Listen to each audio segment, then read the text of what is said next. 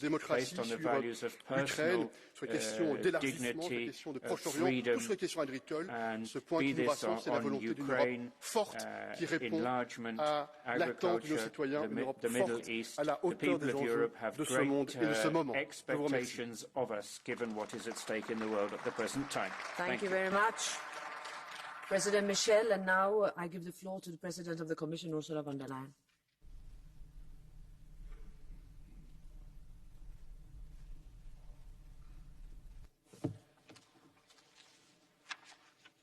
Thank you, Madam President, dear Roberta, Mr. President, dear Charles, honourable members. Much of the attention around the Special European Council has indeed focused on our €50 billion Ukraine facility, and rightly so. We are providing Ukraine not only with the funding to keep the economy running, but also with a strong predictability for the next 4 years. This Parliament has backed our proposal from the very beginning, and today I would like to thank you for your unwavering support. This is what it means to stand with Ukraine for as long as it takes. And with your approval, we will be able to make important payments to Ukraine as early as March. As we will discuss Ukraine in the next debate, allow me to focus on other topics of the Special European Council. The Special European Council also agreed on the first ever, and I emphasize first ever, revision of our multi-annual budget. It confirmed the priorities that the Commission presented back in June, and I'm very satisfied that we got 80% of the funding we had asked for. We had certainly some difficult choices to make, but we have a very good result now. We will now be able to step up our fight against irregular migration and better protect our external borders. We now have the means to engage even more with the countries of the southern neighbourhood, and I'm very glad that the growth plan for the Western Balkans is now on a solid financing foot. We will also be able to improve our response to natural disasters in member states and to humanitarian crises such as Gaza. And with STEP, we will support critical technologies that are made in Europe. With this agreement, Europe has the financial resources to tackle some of the main challenges of this decade, and I would like to thank the European Parliament for your support so far, and of course I count on your agreement. Honourable members, while the European Council was in session, farmers from across Europe were taking to the streets. Many of them feel pushed into a corner. Farmers are the first in line feeling the effects of climate change. Droughts and floods have destroyed their harvest and threatened their livestock. Farmers are feeling the impact of the Russian war, inflation, the rising costs of energy, the rising costs of fertilizers. Nevertheless, they work hard every day to produce the quality food we eat. And for this, I think we owe them appreciations and thanks and respect.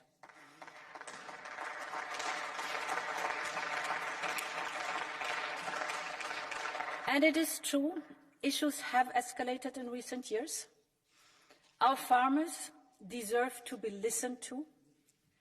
I know that they are worried about the future of agriculture and about their future as farmers.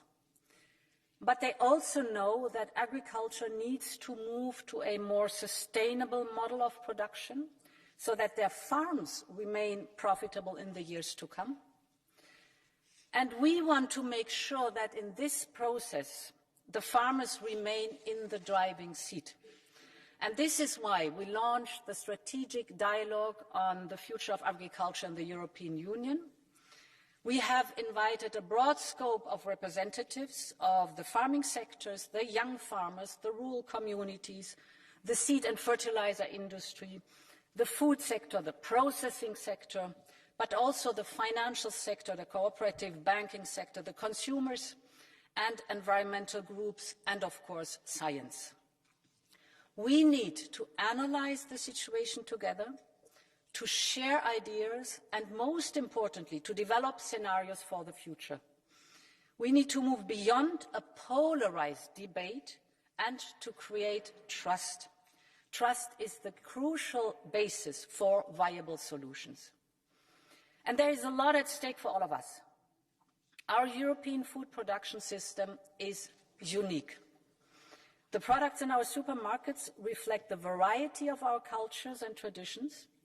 Europe has the healthiest and the highest quality food in the world, thanks to our farmers.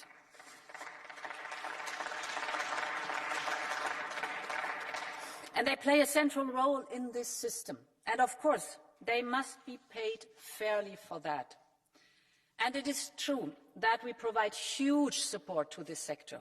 Our common agricultural policy is supported massively by the EU budget. Money is important, but it is not everything. Healthy natural resources are also key to maintaining high yields. And in particular, fertile soils has always been the backbone of our farmers' livelihood. And we know that 60 to 70% of soils in Europe are now in poor condition. We can reverse these trends, and many farmers are precisely doing that, but we need to do more. Now, effective nature protection must offer generous incentives for intervening. Farmers need a worthwhile business case for nature-enhancing measures. Perhaps we have not made that case convincingly. A real incentive that goes beyond mere loss of yields is required. Public subsidies can provide those incentives and, for example, premium labelling in cooperation with retailers and processors. In other words, nature conservation can only be successful through a bottom-up and incentive-based approach.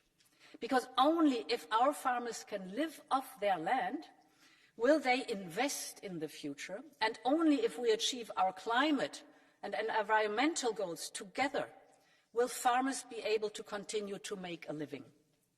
Our farmers are well aware of this, and we should place more trust in them. And let me give you one example. The Commission proposed SUR, which is the worthy aim to reduce the risks of chemical plant protection products. But the SUR proposal has become a symbol of polarization. It has been rejected by the European Parliament. There is no progress anymore in the Council either. So we have to do something. And that is why I will propose to the College to withdraw this proposal. But of course the topic stays. And to move forward, more dialogue and a different approach is needed. And on this basis, the Commission could make a new proposal with much more matured content and with the stakeholders together. Honourable members, the months ahead will not be easy.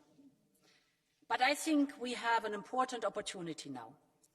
It is clear to everyone in this House that our agri-food sectors, beginning with the farms, needs a long-term prospect and a willingness to listen to each other and to look for common solutions. We need to avoid the blame game and to find solutions for problems together.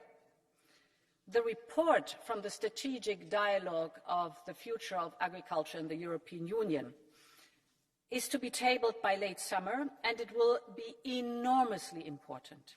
The results and the recommendations from this dialogue will be discussed in Parliament and with the Member States, and they will form the foundation of our future agricultural policy. Thank you for your attention. Thank you. I give the floor now, on behalf of the EPP Group, to its chairman, Manfred Weber.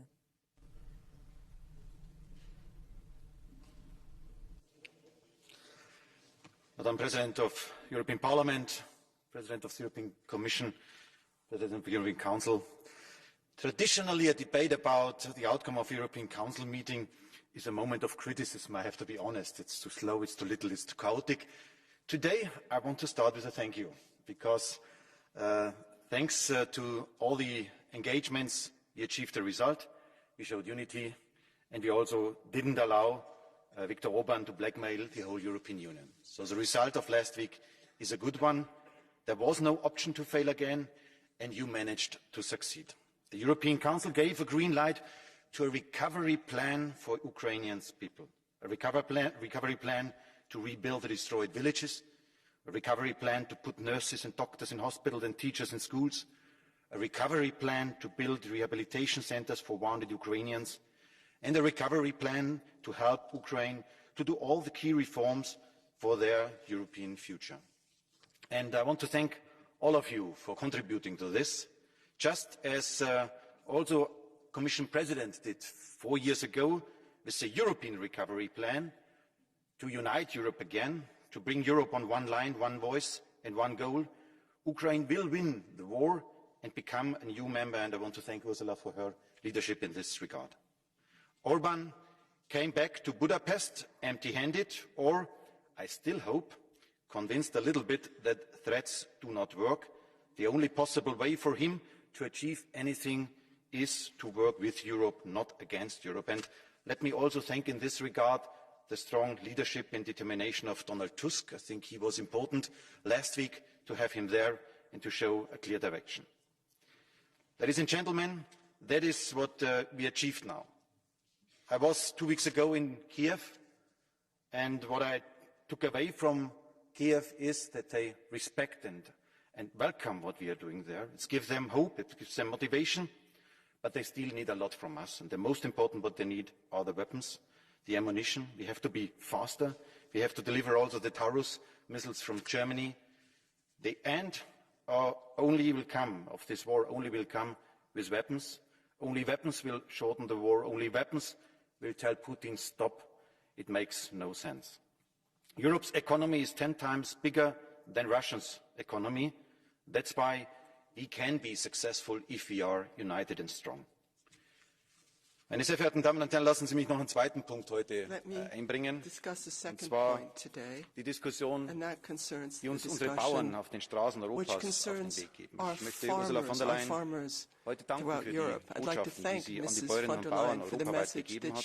Wir als Europäische Volkspartei verstehen uns als die Bauernpartei Europas. Ich erlebe, dass sich jetzt viele versuchen zu profilieren als Bauernvertreter. Ich darf daran erinnern, dass wir vor gut 9 Monaten hier im Europäischen Parlament Debatten dazu hatten. Bauern bereits hier vor diesem Plenum demonstriert haben. Ich war draußen, ich habe damals mit den Bauern gesprochen, wie viele Kolleginnen und Kollegen meiner Fraktion. Wir wurden damals im Plenum beschimpft als Bauernlobbyisten, als Bauernlobbyisten, die hier nur ihre Interessen vertreten. Wir haben nur eines gefordert, nämlich, hört zu, nehmt die Bauern ernst. Und dafür wurden wir beschimpft. Uns war immer klar, Bauern sind Bürger, sie wollen keine linke Ideologie, sie wollen ernst genommen werden, sie wollen beteiligt werden und sie wollen gute Politik, und gute Politik startet aus unserer Sicht mit Zuhören, mit Ernst nehmen. Und als Europäische Volkspartei können wir auch Bilanz ablegen. Die verbindliche Flächenstilllegung im Rahmen der Nature Restoration Law Gesetzgebung hätte weniger Nahrungsmittelproduktion in Europa bedeutet. Sie ist jetzt vom Tisch. Und auch die Europäische Union, die heute schon hohe Umweltauflagen hat, wurde mit dem SUR-Vorschlag, mit der SUR-Richtlinie, die reine prozentuale Kürzungen vorgesehen hat, eine nicht sinnvolle Regulatorik wäre auf unsere Bauern zugekommen. Und dank auch der Arbeit der EVP ist diese Vorlage jetzt vom Tisch. Wir wollen Artenschutz, wir wollen vorankommen, aber gemeinsam mit den Bauern. Und unsere Bauern in Europa sind keine Umweltsünder, nein, sie lieben unsere Natur und kennen sie besser als viele. Unsere Bauern sind keine Tierschänder, nein, sie arbeiten jeden Tag mit ihren Tieren. Unsere Bauern sind keine Agrarlobbyisten, nein, sie helfen den ländlichen Räumen, eine lebenswerte Region zu sein. Und dafür sagen wir als Europäische Volkspartei Danke. Alle Bauern können sich sicher sein, dass wir auch in Zukunft die Bauernpartei Europas sind. Wir stehen auf eurer Seite. the farmers, Mr. and we Weber. stand on your side. Now I give the floor to the chair of the S&D Group, Irache Garcia Perez.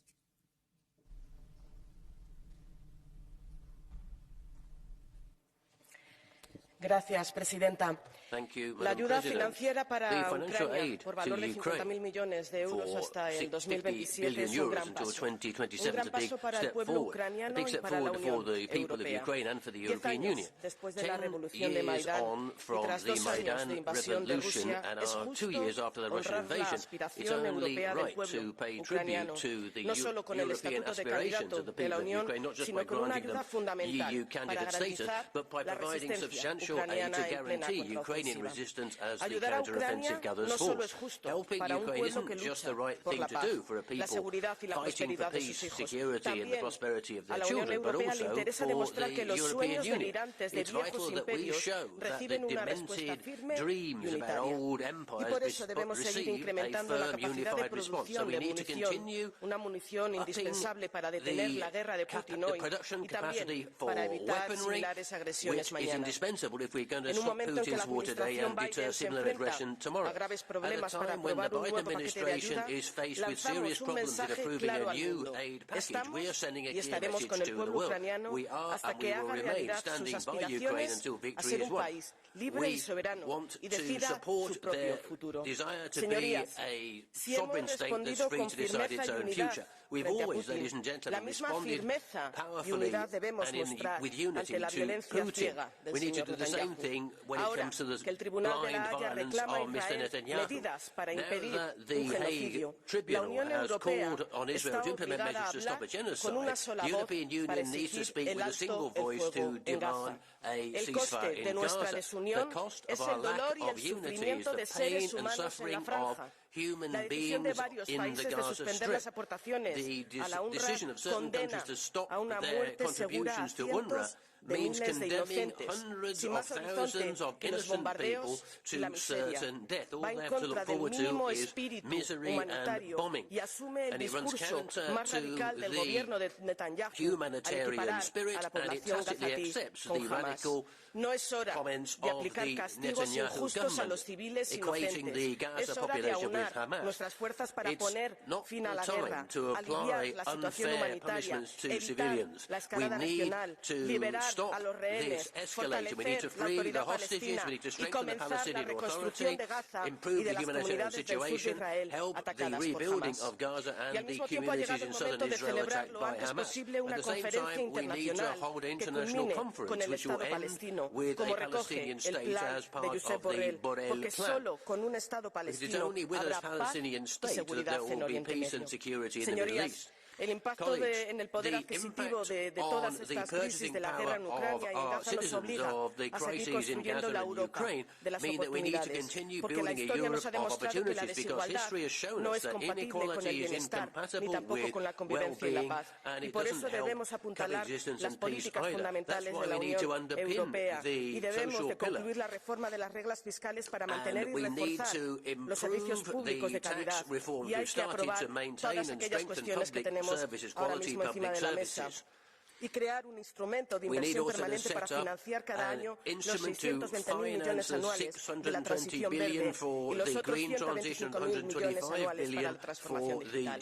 Mañana vamos a abordar el debate sobre la situación del sector agrícola en la Unión Europea, pero permítame una afirmación, señor Weber. Flaco favor le hace al sector agrícola intentando abanderar la defensa de un sector. El sector agrícola en Europa tendrá un futuro si trabajamos juntas y juntos para garantizar este futuro. Y lo que no es aceptable es usar de forma partidista y de forma electoral la crisis y el sufrimiento de un sector, porque evidentemente hay problemas y debemos abordarlos de forma conjunta y responsabilidades que también son conjuntas. ¿O acaso el Partido Popular Europeo Europeo votó en contra de la actual reforma de la PAC? ¿O acaso el Partido Popular Europeo ha votado en contra de todas las políticas que hoy el sector agrícola está criticando? Seamos más responsables, seamos serios, sentémonos, busquemos respuestas, busquemos soluciones, pero no hagamos y usemos el sufrimiento de un sector para su propio interés. Una vez más, la unidad de las fuerzas democráticas ha demostrado nuestra capacidad de alcanzar acuerdos históricos en momentos decisivos. Demostremos a los autócratas que no solo somos el mayor mercado interior del mundo, porque somos ante todo una comunidad de valores, de democracia, de igualdad, de Estado de Derecho y de respeto por los derechos humanos. I give the floor now to the President of the Renew Europe Group, Valérie Haye.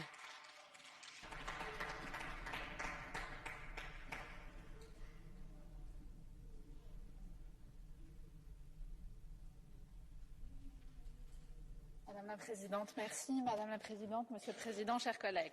Thank you, Madam President. Jeudi dernier, l'Europe a pris ses responsabilités. Jeudi dernier, l'Union tout entière a transmis un message limpide au président Poutine. Jusqu'à ce que l'Ukraine retrouve sa pleine souveraineté territoriale, l'Europe se tiendra aux côtés des Ukrainiens. 50 milliards d'euros jusqu'en 2027 serviront à soutenir Kiev pour se protéger, pour financer ses écoles, ses hôpitaux et pour à terme se reconstruire. Le sommet du 1er février a été une nouvelle démonstration de l'unité des 27. Une nouvelle démonstration aussi que l'Union sera toujours au rendez-vous des crises. Aux côtés des Ukrainiens qui risquent chaque jour leur vie pour repousser l'invasion.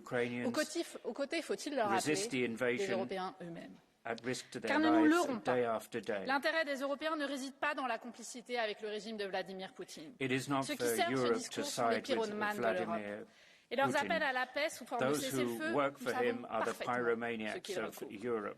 L'ambition du Kremlin de faire de l'Ukraine un territoire russe. L'Europe prend ses responsabilités, chers collègues, et ce sommet a aussi été marqué par des avancées budgétaires. Sans moyens financiers, il n'y a pas de politique. C'est pourquoi il nous faut être plus ambitieux encore. Un accord sur la révision de notre budget, c'est bien. Un bon accord, c'est mieux. Car, chers collègues, nous ne financerons pas notre avenir avec des combats. Notre avenir, notre ambition d'Européens, c'est d'être libres. Libre de produire sur notre propre sol les biens stratégiques dont l'Europe a besoin. Les médicaments, les batteries, les véhicules. Libre de choisir nos partenaires en confiance. Libre enfin de décider par nous-mêmes et pour nous-mêmes de notre avenir. C'est cela, la souveraineté européenne. Cette souveraineté, c'est aussi notre souveraineté alimentaire. L'Europe, là encore, prend sa responsabilité aussi pour son agriculture. Car l'Europe a le devoir de nourrir ceux qui nous nourrissent. Le monde agricole nous a tous adressé un message clair. Nous devons leur permettre, à eux aussi, d'être libres. Libres de vivre de leur activité, de s'y consacrer pleinement sans étouffer sous la paperasse. Et nous nous trompons pas. Nos agriculteurs sont les artisans de la transition verte. Et je suis fière que Renew Europe ait protégé la PAC jusqu'en 2027, ait obtenu le doublement des fonds dédiés aux jeunes agriculteurs. La politique agricole européenne n'a pas seulement vocation à se bâtir pour les agriculteurs, elle doit aussi se bâtir avec eux. Et alors que les populistes de tous bords veulent, comme à leur habitude, instrumentaliser les mouvements de colère, j'ai une question à vous adresser. À vous qui dites que l'Europe abandonne la ruralité. Où étiez-vous quand nous avons soutenu et même accru les moyens dédiés au monde agricole? Vous votez les normes et vous ne donnez pas un seul euro. Que vous le vouliez ou non, l'Europe monte en puissance et ce n'est pas prêt de s'arrêter. Car nous ne faiblirons pas, ni sur notre soutien à l'Ukraine, ni sur le climat, ni sur l'avenir de nos agriculteurs. Voilà notre cap et nous ne dévierons pas. That is our course, and we are going to stay I give the floor now to the co-president of the Greens, Terry Reintke.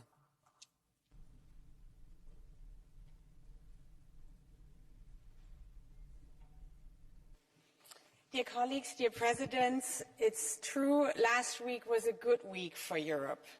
But after the UCO meeting, I honestly ask myself, why only now?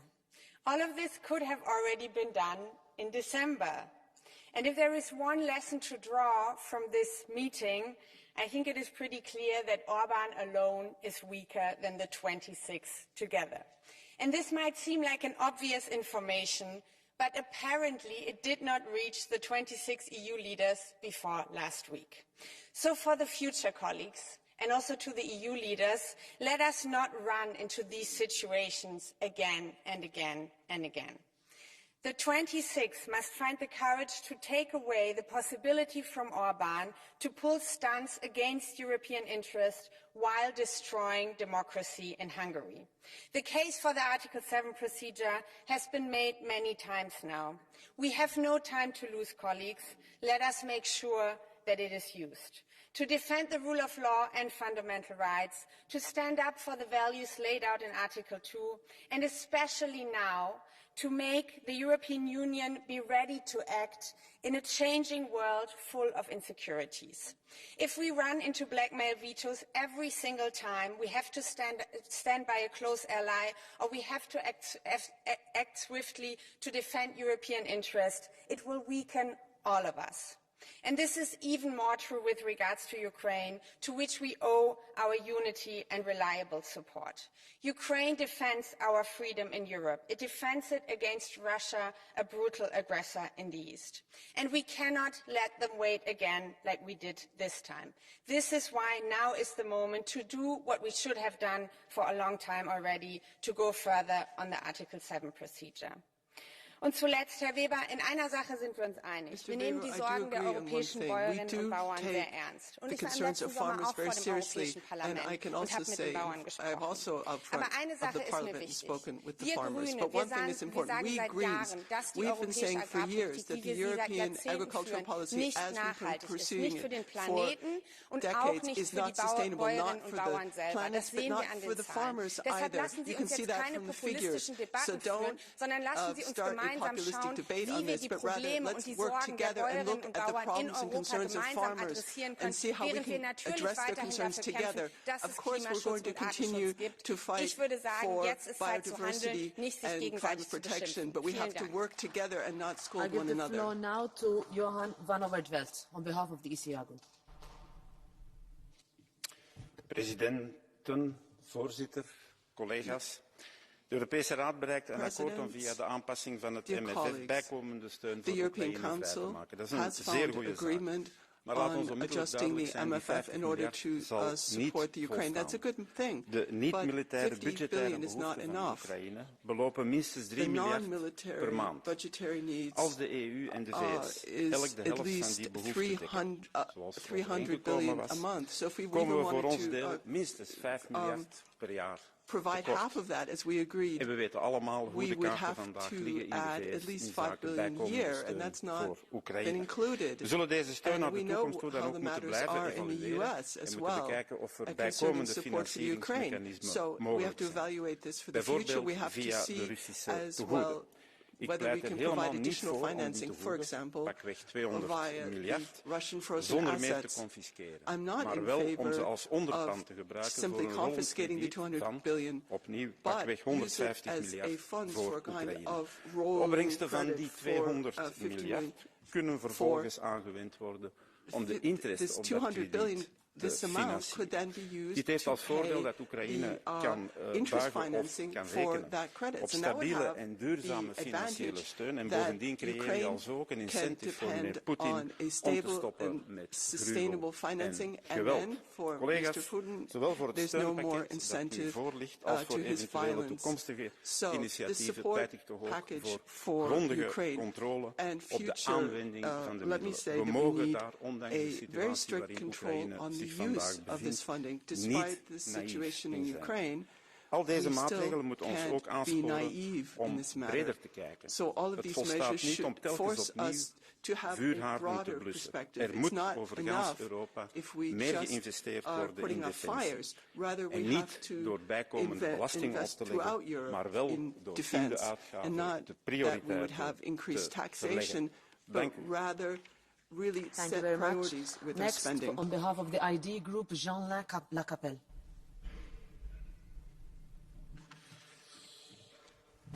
Madame le Président, chers collègues, Du Conseil européen qui s'est tenu à Bruxelles le 1er février, les Européens retiendront surtout la manifestation des agriculteurs devant le Parlement européen.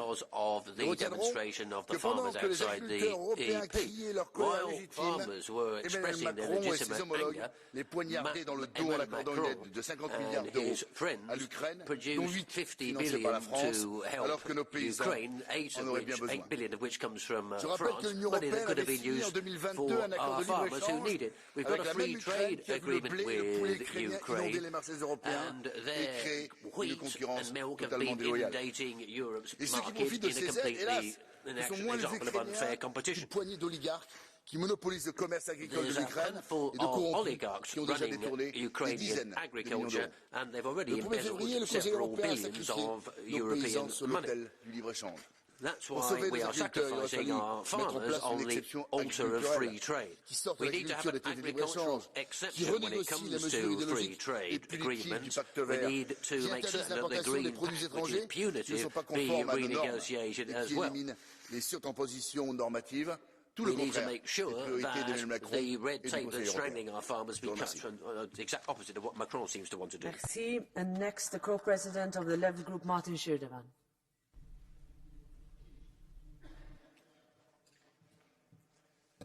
Vielen Dank, Frau Präsidentin. Fast 2 Jahre dauert der Krieg in der Ukraine jetzt an und jeden Tag sterben unschuldige Zivilistinnen und Zivilisten, sterben Soldaten auf beiden Seiten, hervorgerufen durch die anhaltende russische Invasion. Und vieles hat sich in diesen letzten 2 Jahren im Leben der Europäerinnen und Europäer geändert, neben den anhaltend hohen Preisen für Energie und den immer teurer werdenden Lebensmitteln sind Angst und Sorge vor einer weiteren Eskalation und Ausbreitung dieses Krieges in den europäischen Alltag eingekehrt. Und die militärische Gegenoffensive der Ukraine im letzten Jahr ist gescheitert. Selbst der Oberbefehlshaber Saluzhny spricht ja mittlerweile offen davon, dass die militärische Situation in Stellungskriegen des Ersten Weltkrieges gleicht. Und damit widerspricht er auch öffentlich den Erfolgsmeldungen seines Präsidenten Zelensky. Und das alles zeigt doch, dass dieser Krieg nicht militärisch gewonnen werden kann, sondern diplomatisch beendet werden muss. Und das sage ich Ihnen hier, das sagt Ihnen meine Fraktion in diesem Haus seit 2 Jahren. Es braucht jetzt endlich eine gemeinsame europäische diplomatische Offensive, um diesen Krieg zu beenden und um den Frieden zu kämpfen.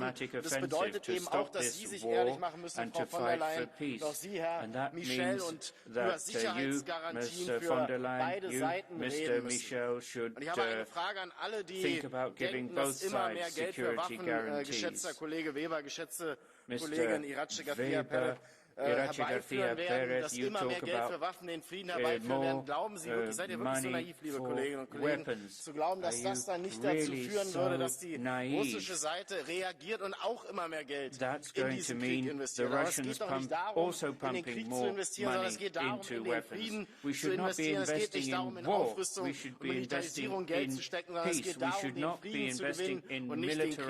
Und es ist ein Hohn, wenn man auf der einen Seite immer mehr Geld für Waffen ausgeben will und locker macht, und auf der anderen Seite Disziplin predigt und die Leute dazu zwingen will, den Gürtel immer enger zu schnallen. Das Letzte, was die Europäische Union jetzt braucht, ist die selbstverordnete Kürzungspolitik, die auch auf dem Rat wieder besprochen wurde. Die Politik, die der deutschen Bundesregierung, der Ampel folgt, die diese in Europa insgesamt durchsetzen will. Diese Politik ist brandgefährlich, weil sie uns die Fähigkeit nimmt, gegen soziale Ungleichheit, Wirtschaftsflaute und Klimawandel vorzugehen. Letztendlich ist es diese Politik, die den Aufstieg der extremen Rechten mit begünstigt. Also lasst uns einen europäischen Pakt schmieden, der uns in die Lage versetzt, für Vollbeschäftigung zu sorgen, soziale Ungleichheit zu bekämpfen, den Klimawandel anzugehen, die Zukunft nicht im Wettrüsten, sondern Investitionen in den Menschen und unseren Planeten. Vielen Dank. Now, Clara Ponsati-Obiols for 1 minute.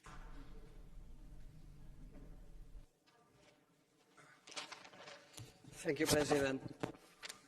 The problem with Orban's routine blackmail of the EU institutions for his political agenda is not only that he delays and waters down much-needed policies such as the Ukraine facility, it's not only that the citizens of Hungary see their rights violated.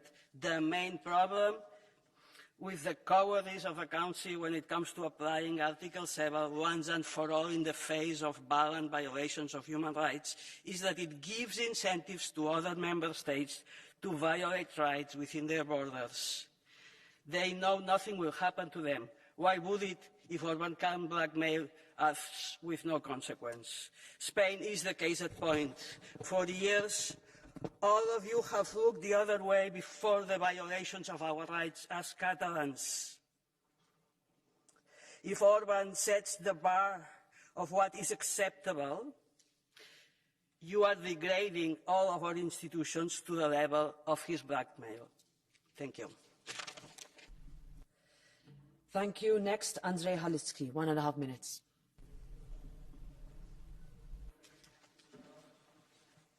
Szanowni Państwo, Unia Europejska pokazała siłę, pokazała jedność.